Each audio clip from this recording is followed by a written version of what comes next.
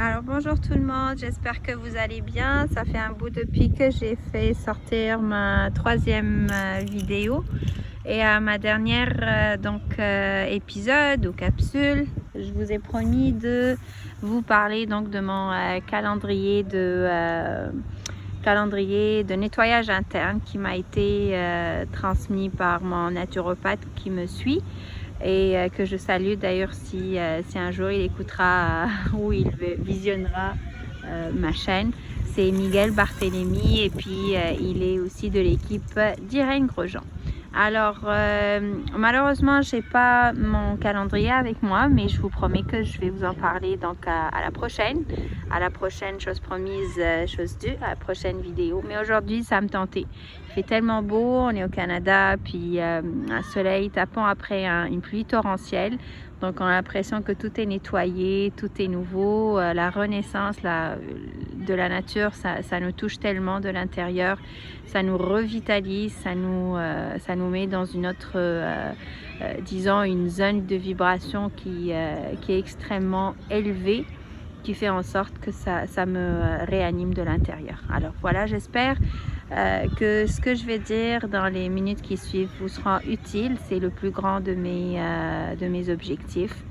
Alors c'est vraiment, je voudrais vous parler des purges, donc la différence entre un purge, un laxatif, les différentes purges que j'utilise présentement, la purge hydrique, la purge sèche, et puis comment que je suis en train de suivre le tout et à quelle fréquence, et je vous expliquerai le tout visuellement, donc avec le calendrier à la prochaine capsule. De toutes les façons, ça va juste faire renforcer toutes les informations que je vous partagerai. Maintenant, ce dont je voulais vous faire part, donc j'ai commencé le tout d'abord avec le magnésium. C'est sur ça que je me base pour faire le nettoyage interne. Donc on a à la base les maladies, ils proviennent de deux problèmes essentiels qui surgissent dans notre métabolisme suite à l'alimentation bien sûr qu'on mange, et c'est donc les acides qui sont pas éliminés par nos reins ou par les voies donc rectaux et rectales, par la voie rectale, et aussi les glues, tout ce qui est glu, viscosité, de la colle. Donc plus ou moins c'est ça qui est à la base de toutes les maladies d'une façon générale, qu'elles soient héréditaires, qu'elles soient on va dire qu'elles soient dégénératives ou fonctionnelles. Et puis là on parle de maladies fonctionnelles qu'on traîne là dans notre vie, que ce soit l'allergie, que ce soit je sais pas moi, un diabète par là, une tension artérielle par-ci, ce qui fait que c'est important d'aider notre corps, à part ce que vous connaissez déjà, le nombre de pesticides, d'aliments génétiquement modifiés qui sont de plus en plus donc sur le marché, et que dernièrement j'entendais des statistiques qui faisaient qu'à l'âge d'un an déjà on a atteint la quantité maximale de pesticides qui puissent être ingurgités par un métabolisme.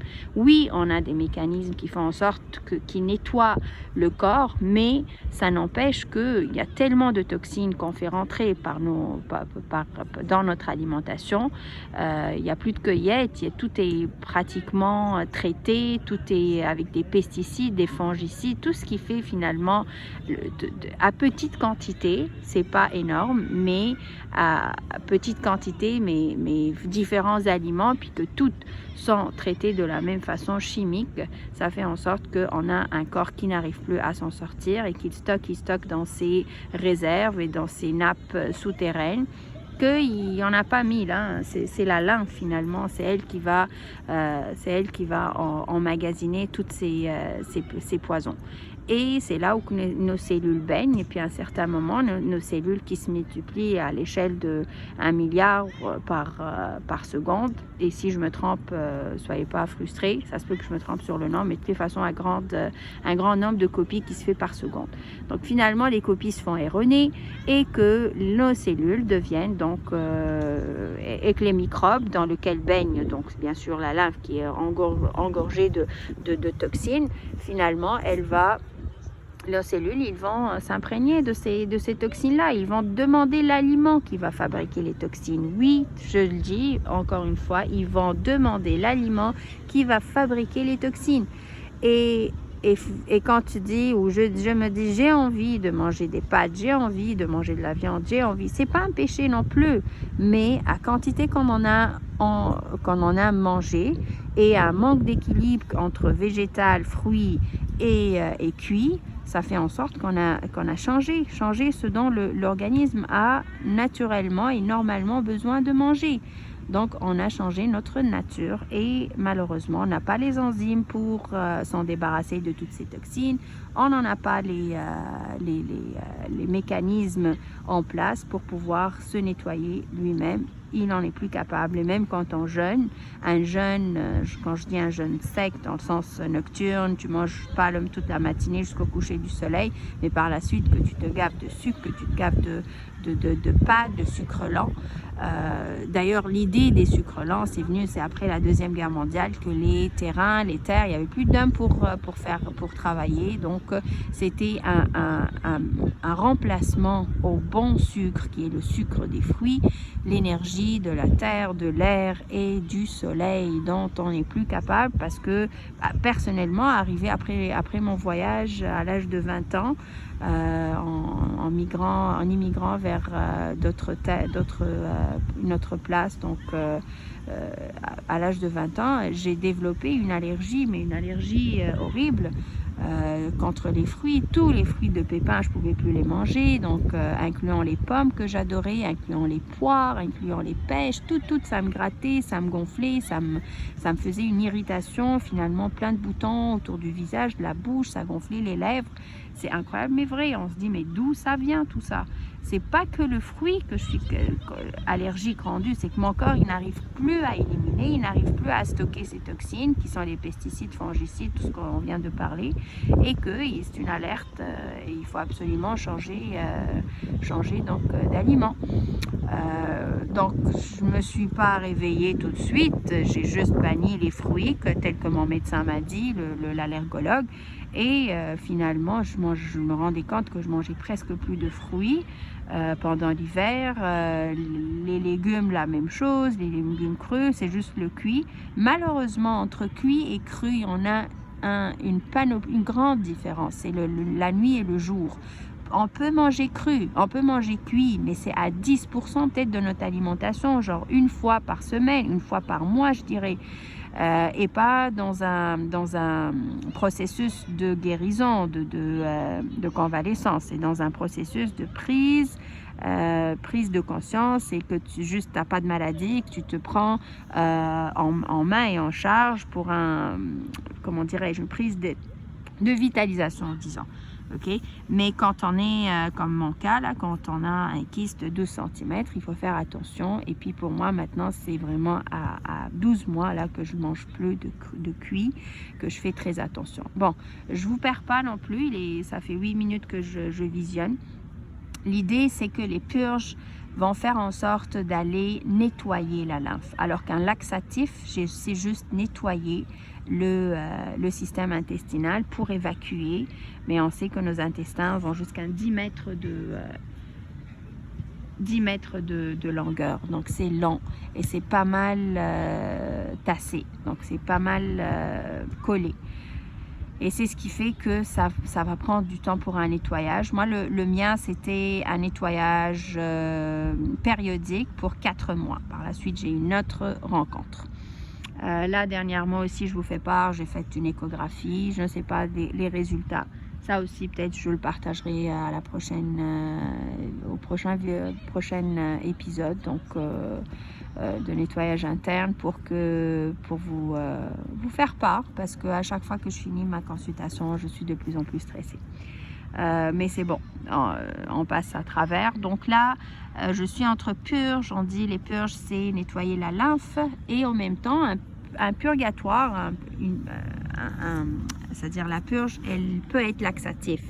mais le contraire n'est pas vrai. Donc un laxatif, il ne peut pas être purgatoire. Il ne va pas aller travailler sur la lymphe, parce qu'on a beau à éliminer, mais on peut éliminer, on peut éliminer des déchets, mais que les toxines, les déchets qui ne sont pas solubles, comme l'acide urique, comme la cadavrine, tout ça, il reste dans le métabolisme, mais on ne peut pas l'éliminer. Il ne sera pas éliminé tout seul. Et le corps a besoin il a besoin d'aide, c'est aussi simple que ça, il a besoin d'aide. Et pour l'aider, oui, jeûner, c'en est une partie, le jeûne hydrique, c'en est un autre, que tu passes 24 heures à juste boire, la monodiète, c'en est un autre, que tu manges juste un fruit pour aider, au fait, ce qu'il faut comprendre, c'est que c'est minimiser au maximum le temps de digestion, pour que par la suite, parce que le corps, il ne peut pas faire deux choses. Il ne peut pas digérer et en même temps éliminer. Alors, si on passe, sachant que pour toute alimentation crue, c'est 4 heures de digestion, et pour toute alimentation cuite, c'est 8 heures de digestion. Dans un 24 heures, on a 3 périodes de 8. Donc 8 déjà pour comment dirais-je, le sommeil, si on dort, et si on ne mange pas plus qu'on dort. Et finalement, il reste juste 2 périodes de 8. Est-ce qu'on mange juste 2 fois par jour? Non, c'est clair que non, c'est rare. Est-ce qu'on fait, et puis tout ce qui est cuit, donc ça laisse beaucoup de déchets. La digestion est lente, on n'élimine pas assez.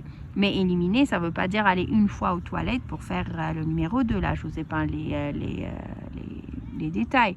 Mais c'est vraiment...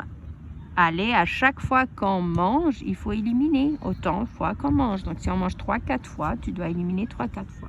Ce qui est sûr, c'est que 80% de la population sont constipés parce qu'on n'élimine pas autant qu'on mange. Et c'est rare, vous mettrez dans vos commentaires si c'est le cas. Et vous êtes chanceux, vous faites partie d'une minorité qui sont en bonne santé.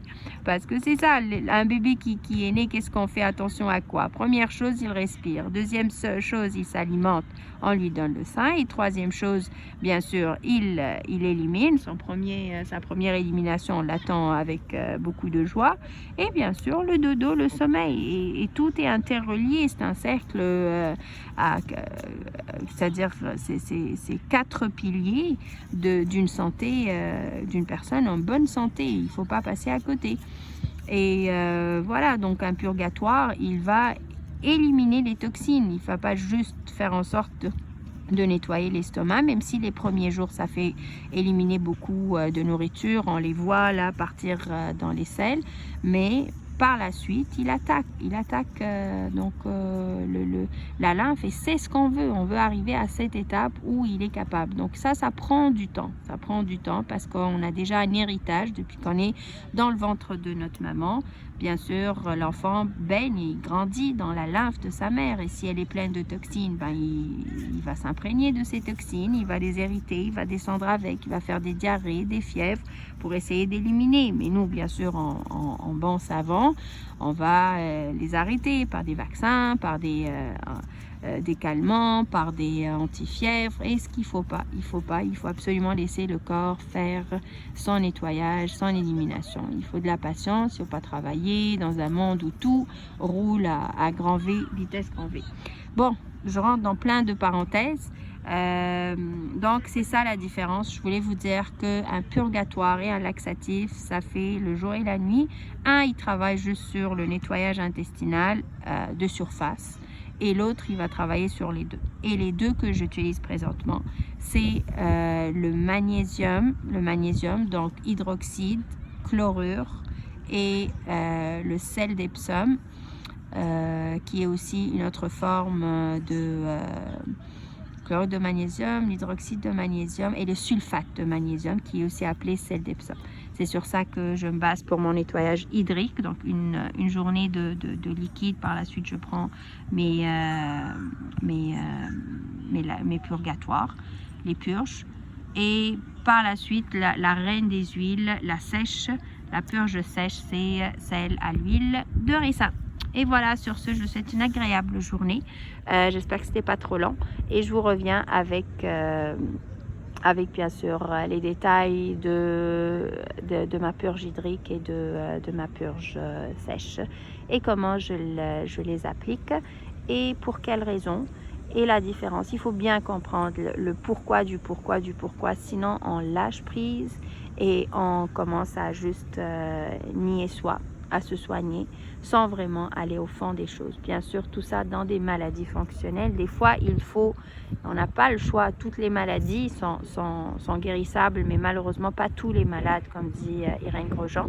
Pourquoi? Eh bien, parce que chacun a sa réalité, chacun a son héritage et chacun a son cheminement qu'il a eu. Et quand on est médicamenté, ben, le corps, on le fait taire à plusieurs reprises et finalement, c'est plus difficile de le réveiller. Et voilà, donc l'idéal c'est de voir les deux côtés, donc que ce soit la médecine symptomatique ou la médecine homéopathique naturelle que on vise et que je prône à grande dimension dans ma chaîne, qui est le nettoyage interne. Je vous souhaite une agréable journée, au plaisir et à la prochaine.